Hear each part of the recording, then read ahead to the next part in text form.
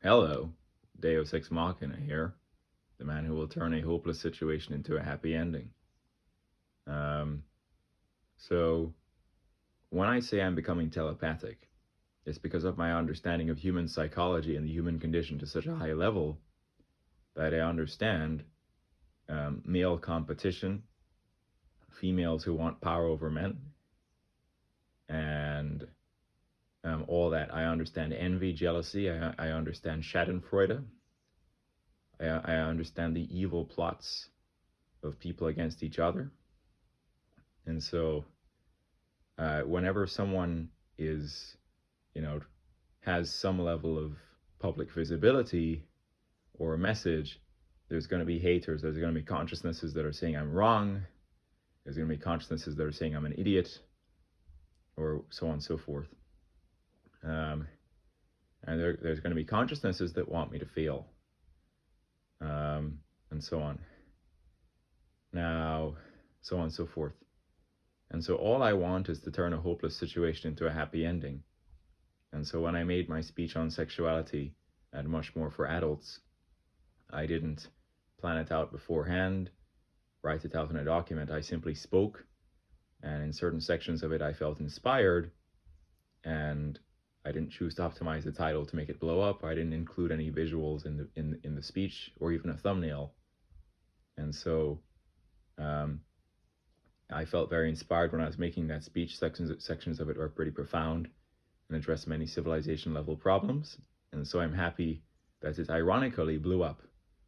And ultimately, in the scheme of things on YouTube, it's not in the millions. It's only over 7,000. But still, this is pretty good. So thank you for the positive reactions to that speech and so on. Now, I know there are a bunch of brains that are going to say I'm an idiot or that I'm wrong, because that's how consciousness works. It's a bunch of people who are like insecure, who try and like invalidate each other's experiences in life, and who derive pleasure from calling other people idiots because of insecurity. And so, from my life experiences, I'm not an idiot, but I'm not the smartest man in the world. So, October 2018, take the SAT. I got a 1520 out of 1600. One of my practice tests was a 1580 out of 1600, nearly perfect score. Didn't quite replicate that on the real thing. Math level 2 and physics subject tests were 800s. In college, I got a 3.7 out of 4 GPA. Math major, computer science and physics double minor. My name is on a quantum computing paper to 3D print ion traps to make a quantum computer, because as a freshman I had that idea to unite two laboratories to 3D print ion traps. And then I became a McNair scholar and published in optimizing a student-built rocket in simulation with an aerospace society. Anyway, so on. Now, and then I got into a very competitive graduate school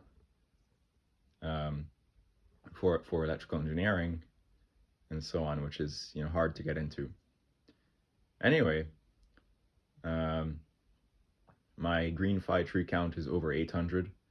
The trees are planted in Kenya and Haiti, and Kenyans and Haitians are employed to plant the trees, and then that they sequester CO2, offset the emissions of like 80 cars, and then the Tesla is non-emitting. The lithium batteries are recyclable at end of life. The Teslas being no tailpipe emissions, and the factories being net zero with solar on the roof, and so on, is such that mining for lithium and the emissions in relation to that are more than offset for by the things that Tesla does with zero emissions.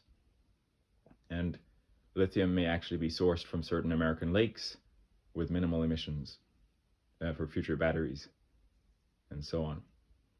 Anyway, and so the recent Tesla autopilot video, in brackets where it says no interventions or disengagements, I show a Starlink on the roof and then I pan over to the Tesla, and so on and so forth. I show the trees. The trees are referential to the GreenFi. Mine is at over 800 trees. I also show agriculture. The house I pan over to is a hothouse, simulating the greenhouse effect, which in certain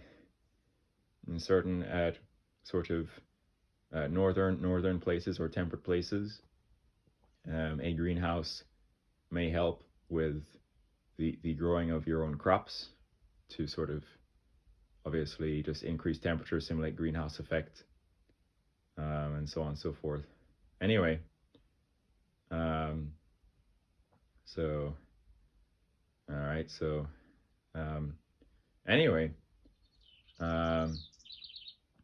so now I'm going to touch on my theological position, which is very important. And so basically, I know there are a bunch of brains that are going to take what I say and then say I'm an idiot and like counter my claims, because that's the nature of the human condition. It is to call someone a fool because of ego, but I'm trying my best to say only true things. So anyway,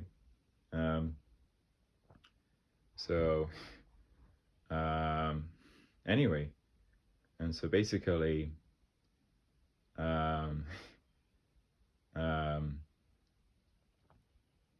here's my theological position. I was raised in Christianity. At one point, I would don a red robe and serve as an acolyte at the altar, helping with communion and so on for the congregation. In college, I had roommates that were like two atheist guys, one in theoretical physics, one in computer science and artificial intelligence. We didn't pray as a household. We just optimized division of labor and got A's and got into great graduate schools together and talked about many deep things, philosophically, technologically, so on. And so I evolved out of Christianity in college, not into atheism, however, into what I'm going to call deism. And so a Christian will wear a cross around their neck. In many of my videos, you can see a black shungite stone around my neck. Ironically, that is sort of a symbol of my theological position, which is belief in God, but disbelief that intelligence is necessarily benevolent. And I don't believe you can talk to God either, in terms of praying to it. And so it seems that what happened is that evolution led to the God delusion and confirmation bias, where we formed notions of a benevolent God, and then as goal-oriented agents started praying to it, and then acting outwards to realize what we had prayed for. And if it comes true, the human brain then has a confirmation bias to confirm the existence of a God that is supposedly benevolent, which is only purely a delusion. And so I haven't prayed in years, and so you could say that theology is darker, but this is my belief, that there is God. You can't talk or pray to it, and that God is not necessarily benevolent or good, but intelligent indeed. Why do I believe there is God? The following. In physics, you can study the following conservation laws. And so basically, the machine that is the universe, it conserves energy, it conserves charge, and it conserves angular momentum. So quickly, the entire fabric of the universe conserves angular momentum. Without getting into too many details, the whole reason the Earth is spinning towards the east is because of conservation of angular momentum. When the planet collapsed into itself from the sort of non-uniform disk of gas and dust, that was the protoplanetary disk around the sun. And so basically angular momentum conserved, and therefore the Earth is spinning towards the east. And so if the gas and dust nearer to the sun is going faster than that further away, there's net angular momentum for the sort of gas and dust, the dense gas and dust section that collapsed into Earth, which needed to be conserved upon collapse. And so they are spinning towards the east. For a human protruding radially from the surface of the Earth, if she's a figure skater, right, angular momentum is going to apply to her spinning faster when her mass is constricted towards the center of her body, slower when she's spread out further away. And then actually, same thing for a stripper spinning around a pool. Slower if she spreads her mass out, faster if she brings it towards the pool. Same thing for a quadcopter with sort of diagonally opposite pair of propellers, two of them going clockwise, two of them counterclockwise. Increase the clockwise speed, decrease the counterclockwise speed. You're adding a clockwise torque to the system with initially zero angular momentum, and so the quadcopter must spin counterclockwise to keep the angular momentum zero to conserve angular momentum. So there's a short of a quadcopter spinning or yawing on point. That's angular momentum conservation. And so basically that's the thing. And so energy conservation is also pretty deep. Sun's fusion reactor, sun causes wind currents. Wind currents can be harnessed with wind turbines, spin a dynamo, electrical energy, photoelectric effect, solar panels, solar energy causing electrons to move in solar panels, trees, photosynthesis, sunlight impinging on the leaves of the trees is a necessary ingredient for photosynthesis. Photosynthesis produces starch. The starch initially helps build out the bark structure of the tree, but later on, if the tree is fruit producing, that starch is sent to the fruits that are growing as fructose or sucrose to fatten out the fruits with their sugar content. That sugar content is chemical potential energy. Human bites apple from tree, picks apple from tree, bites into it. Saliva and digestive system turns fructose or sucrose content into energy the body can use to move around and think. You lift up your forearm, your bicep is doing work on your forearm. The bicep has energy to do work because of inhaling oxygen, eating proteins over the course of life to build muscle structure, and intaking carbohydrates and water. And so no pain, no gain. Work out hard enough to feel pain. Rest for a while, eat some protein. Protein will build the tissue of the muscle back stronger and larger. All right. Anyway. Anyway. So, yeah. And so, yeah. And so that's angular momentum conservation, and there's energy conservation. The other thing is going to be now charge conservation. And so charge is conserved. From law of charge conservation, you can actually go ahead and get the following, which is equations relevant to capacitors in circuits, and so on. Now, my belief in God is because for the entire fabric of the universe to adhere to conservation laws, I believe some God or intelligence created those conservation laws that we are subject to. However, I don't believe you can talk or pray to that God. I think that's a confirmation bias and a delusion. And I don't think that God or intelligence is necessarily benevolent, especially given sort of the scope and scale or breadth of human suffering and the human condition and human experience, where you have a lot of suffering, and then some people are happy and fine, and people are suffering. And so in terms of subjective human experience, I don't think any overall benevolent force allows some person's life to be good, other person's life to be suffering. Anyway, and so emergent evolution kind of has evolutionary diamonds, evolutionary duds. And so the weak will suffer and maybe not reproduce and not be selected for. The strong will be powerful, and maybe they will reproduce, maybe they will be selected for evolutionarily as strong and have kids and so on and do the thing. And so that kind of selection mechanism allowing some people to be weak and pass away without reproducing, some people to be strong, diamonds of their evolutionary era, and then reproduce. There's nothing good allowing some people to be weak or suffer, and some people to be strong. Anyway, just cold hard mechanical evolution and variance. Anyway, So anyway, you could get a bit darker into my theological point of view, which involves quantum mechanics. And so in quantum mechanics, you understand that consciousness is in some way coupled to the universe. If you have an electron gun shooting out electrons and two slits, you shoot the electrons, right? And then they, some of them, one by one, they're going to go through either of the two slits. When not observed, each electron is a probabilistic wave function. Those wave functions interfere and create a wave interference pattern, right? And so it's going to have a central maximum.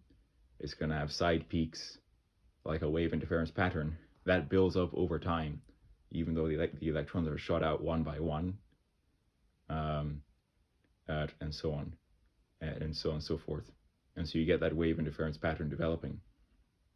Now, when you do observe it, the wave function collapses, the position becomes defined, and you're just going to see two streaks at your detecting sheet. And so that's the wave particle duality in relation to quantum mechanics, and how consciousness and observation is in some way coupled to collapsing the quantum mechanical wave function. And so there is some way in which consciousness interacts with the universe, which you could call irony or quantum mechanics. And so after I made my speech on sexuality, where I talked about my peak erect size and stuff, here's what the irony of the universe machine did to me. It was over the Christmas season, right, holiday, and I caught a very bad flu-like virus that came along with a high fever. And so basically, I was bedridden with a headache, with a high fever for days. And so the high fever killed my body's hydration level and also killed my sperm count. And the virus in my system killed my energy levels and killed my libido. And so I was hoping to see a woman in the window of opportunity in which I could see her. And so basically, in the only time in which I could see her in that window of opportunity was when I was very ill. And so a male human, if attempting intercourse, when stricken with a high fever and virus, dehydrated with killed sperm count, killed energy level, killed libido, will have erectile dysfunction. And so the universe, in its dark irony, because this free will is also an open question, all right, humbles me and teaches me the following lesson. And so during intercourse, when very weak and sick, instead of my peak size, I was literally weak, limp, and often less than 6 inches during that intercourse, because basically the illness gave me erectile dysfunction. At present, I'm healthy and fine and fit and potent, so on and so forth. And so on and so forth. Now, weeks before I got sick, I improved my legs, my core, my cardiovascular health, and my pelvic floor strength, and took a bunch of standing pictures. And so my barefoot height with no shoes, no hair on top of my head, is 6'3.5" inches. My peak erect size in terms of bone pressed erect length will touch at least 8.5 inches. Girth around shaft will be slightly over 6 inches, maybe approaching 7 inches around glands or head of penis. Right? Because I'm quite tall, that won't necessarily look super large for my height, but I'm still moderately endowed. Anyway, and then Julio, or Break, was actually around 5'10", no shoes, no hair on top of his head, around a 9.5 bone press, with a pelvic detachment helping him get to 9.5, between 6.5 and 6.75 shaft girth. And then his girth tapers off at his glands. His head is thinner than his shaft. And so Julio would tend to at times compress during insertion, and so at times his pelvic detachment may compress during insertion. And so a real scaled picture of myself standing up and Julio kneeling performing insertion, we're both nearly at our peak sizes, roughly. I scaled it by size of heads, from distance from back of neck to nose, and width of our thighs, as a scaling reference. I'm taller than him, so in that scaled image, I have a longer torso. But our sizes look comparable. Obviously, my shaft is not as thick, and then, however, I have a thicker glans or head. Now, girth is sort of distributed in width and also in height. And so in certain scaled comparisons, I seem to have about the same width of girth as Julio when viewed from above, but viewed from the side, in that comparison where I'm standing and he's kneeling, viewed from the side, he does have more height in terms of girth, and so on. And so hence you get, I'm slightly over 6 inches around in shaft girth. He's up to 6.5 to 6.75 inches in shaft girth, with a bit more height in terms of the girth portion than I have. Anyway, and so on and so forth. Now, it so on and so forth, and so on and so forth. And so at present, I know how to maintain my peak size and be sexually performant. However, the first time I had intercourse, I was very naive. I had no idea what I was doing. I wasn't in the best shape, no idea what I was doing. Second time I had sex, the woman involved said that she had 4 orgasms. Some of them were like shaking orgasms. Yet another time, she starts bleeding due to a tear, and she said it was not period blood or related to her losing her virginity, obviously. And so my size must have caused some bleeding or internal tear. And she said that could happen with men that are larger. And so I'm among the larger men she's taken. She was 5'9" or 5'10" and 11 years older than me and sexually experienced. And so my size is pretty large. Anyway, and so on. But anyway, and then the other dimension to being good at sex is the following. You need to like have sort of sensitivity control to like pace yourself and not have premature ejaculation. The porn stars are really good at that, lasting long at their peak size. Now, so the bone press direct length, you don't just go from where the dick starts or attaches at the body to the head. You press to the bone, including compression of the fat pad, then go to the head. The reason that is the metric for penis size is because during actual intercourse, during maximal insertion, the male fat pad does compress to the bone, and so the full bone press is actually functional insertable length during maximal insertion. Now, I don't believe in size superiority. I think that's silly. And so from my research, some women, when aroused, their cervix will be 6 inches deep at 6 inches deep, and some women, when aroused, their cervix is going to be 8 inches deep. And so basically, if I have a peak bone press at least reaching 8.5, then that's 8.5 inches of insertable length that's going to hit cervix. Some guy who's not as endowed as me could be a good fit for a woman who peaks out at having like maybe a cervix 6 inches deep, and so on. Anyway, it's ironic that my stomach just did that or whatever as I'm talking about this. Anyway, everything is ironic. Free will is an open question. And so my experience falling very ill and having horrible erectile dysfunction post doing my standing pictures, where I got the standing picture where I looked pretty close to break, was humbling, and also taught me the following. Christian moral principles have guided the building out of America, and so I'm not some fool who rejects Christianity completely. I think the moral structure is pretty good and profound, and so I respect Christ as a social engineer, and so on and so forth. And so that one of the moral principles of Christianity in marriage is the following: commitment in sickness and in health, right? And so let's say you're like me and you get really sick with a high fever and virus, and your woman wants sex, but you're really weak and sick, and the high fever and virus is giving you erectile dysfunction, right? Is your woman going to be like turned off to you and look for good sex elsewhere for a guy who's like healthy? Or is your woman going to wait the week or two it takes for you to recover to full health and get potent and fit again after this a virus with a fever did a number on you, right?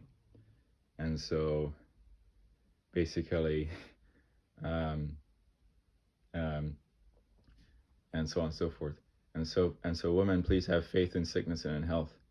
And so me being horribly sick with horrible erectile dysfunction, all the men in the world will be happy and say, see, ha ha ha, he's an idiot, he has horrible erectile dysfunction. And then all the women would say, see, ha ha ha, he's a bitch, he's weak. Because this is just a story of men who compete for women and are jealous of each other secretly, and then and then and then and then women who want power over men. You're like, oh, this man is a pawn, you're a pawn, this, that, the other, because it's all just this ego-driven mess. And so I think love needs to come back because it's all just gotten very silly. Anyway, and so obviously the Chinese women, there's a study been done on this. They have smaller vaginas than the Western women. The Chinese men typically have smaller bone-pressed erect lengths than other races, Western men. And so they are evolutionarily meant for each other as a race, with smaller vaginal accommodation and a smaller bone-pressed erect length on average.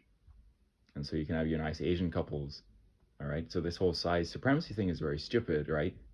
Certain people are just good evolutionary fits for each other, which is how evolution wants it. So you see some nice Asian couple, is beautiful, sure, right? And so the biggest idiots, right, have this size supremacy thing, right? So anyway, and so further, everything's exaggerated. And so Anton Harden is really 5'7" with an 8.5 bone press, kind of like me, but the porn industry exaggerates him to 11 inches.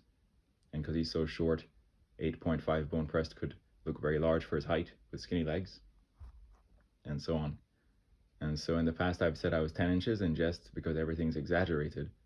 But my 8.5 bone press, if I was a porn star, would actually realistically be exaggerated to 11 inches, kind of like Anton.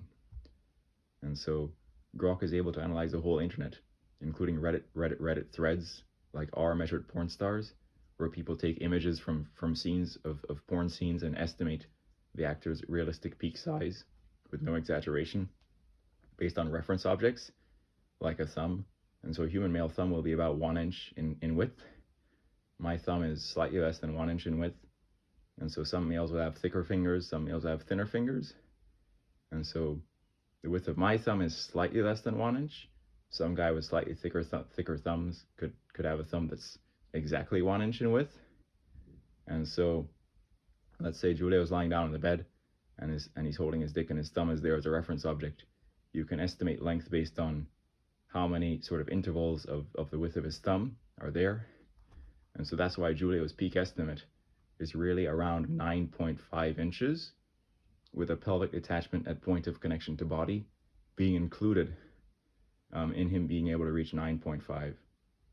And so my peak is going to be at least 8.5 bone press. All right, no pelvic detachment. Julio is going to be up at 9.5, but a pelvic detachment is actually helping him get there. Whether it was intentional surgery for that detachment or because he had sickle cell anemia and priapism episodes causing a naturally occurring detachment, I can't really be sure, but you can see a section of his dick that looks like a pelvic detachment at connection to body. Anyway,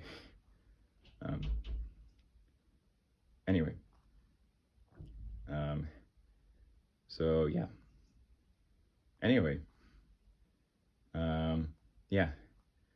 And so a true lasting relationship must be founded on intellectual and emotional things, and personality compatibility is something that is sexual, primarily sexual in nature, will not be profound enough to last long. And so the divorce rate is like maybe over 40%. And so that means that over half of the marriages are lasting, which is, look on the bright side. And so if you base your relationship on things that are actually profound, intellectual, emotional, personality, deeper things than sex, it may last. Some guy I talked to said he married the best ass he'd ever seen. It didn't last very long. He said that she was crazy. Anyway, so on. Anyway, and so there may exist a woman who who is who is um, who is a good match for you. Anyway, um, so on and so forth. Now, I'm not a white male. I'm mixed. I'm kind of a light skin. And so in certain pictures, you can see I have a wide nose and thick lips. That's from my black genetics. Um, and my hair texture tends to be slightly curly as well. Um, and so the stereotype that the blacks are more endowed is true because of the life history theory evolving in sub-Saharan Africa with high pathogen exposure and mortality. The selection pressures favored men with high testosterone and females with high fertility or estradiol. And so high estradiol will cause larger breasts and backside. High testosterone will cause larger penis size. And so because of that fast strategy in sub-Saharan Africa with high pathogen exposure and mortality, you get emergent black males with slightly larger bone breasts and black women with larger breasts and backside. The slower strategy in temperate regions with the white folk favored intelligence. Anyway, so on and so forth. Anyway, and that's the life history model. Now, anyway, although the blacks will be slightly more endowed than the whites, the world record holder for male penis size is not a black man. He's a white British guy going by the name of Matt Barr, who is the medically verified largest penis on the planet Earth.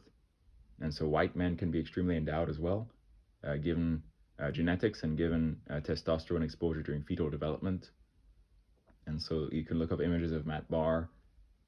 He's not that tall, and this, that, and the other. He's extremely endowed. He's the world record holder. He's a white guy. And so the narrative that the black men are more endowed is popularized by the pornographic industry. It is true that they are statistically slightly more than the whites, but there do exist extremely endowed white males. I am moderately endowed and a light skin. And so if I like have at least 8.5 inches of insertable bone press length, then a woman who peeks out at cervix being 8 inches deep inside of her when aroused is a good fit for me. Anyway, so on and so forth. And so at present I'm fit, strong, healthy, with strong pelvic floor. I can maintain my peak size. I'm not sick. And there's a real picture where I look pretty close to break. Because I'm so tall, having an 8.5 bone press at my height will not necessarily look super large for my height, and so on and so forth. Anyway, my theological position is at times dark. At times I can read and perceive the signs from the irony and the quantum mechanics. And so my black shungite stone is my dark theological position, belief in God, but disbelief in benevolence. Even though that theology can be dark, I believe it is nearer to the truth than anything else. And with that, I'm extremely enlightened and have my utopian ideals with improving civilization through technology. And that theology, although somewhat dark, that there is God, but you cannot talk to it or pray to it, and it may not be benevolent, is probably the truth. And with that understanding, we can try and make the best civilization we can, with moral principles and so on. Anyway, the machine conserves energy when a person passes away. All right, the material that is their body can be like compost for a flower to grow on the grave. All right, and I find that beautiful. All right, flowers on a grave. All right, human body becomes compost. The machine continues. In Star Wars, there's the understanding of the Force, which is the light side, the Jedi. Right, the light. They say death is natural. It's a natural process of life. Your energy, returns to the earth, and that is beautiful. And then if life goes on infinitely, it gets really boring. This, that, and the other. It'd be stupid, and so on. And so, at the end of life, you can reflect on your accomplishments and so on, and hopefully you've done something significant with your time that you're proud of, and then be remembered for what you did.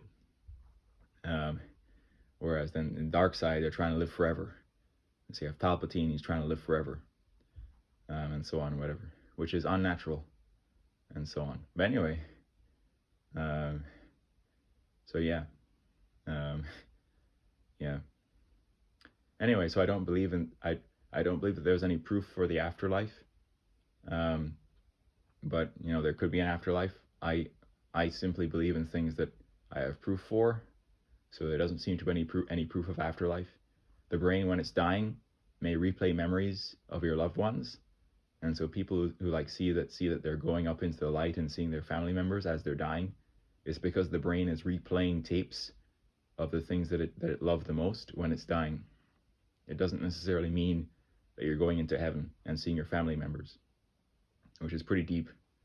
The brain is just dying and replaying emotional memories of things it loved before it's dying or as it's dying. Anyway, may not be actually going to heaven.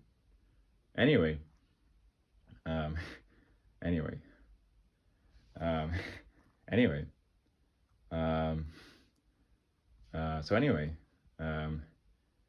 so yeah, um, so anyway,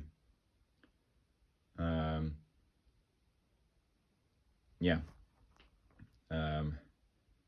so yeah, my flaccid, if it's freezing, will be 4 inches. My flaccid, if I'm warm and hydrated and not exerting myself and relaxed, could be like a relaxed 5.5-inch flaccid. And so if I'm wearing underwear and it's rolled up in my underwear and I'm wearing pants, it may not be a significant bulge. And so if my 5.5 flaccid is in underwear and rolled up and I'm wearing pants, maybe not a significant bulge. In some of my videos you can't see a bulge. Then I grow to at least a bone pressed insertable of at least 8.5 inches.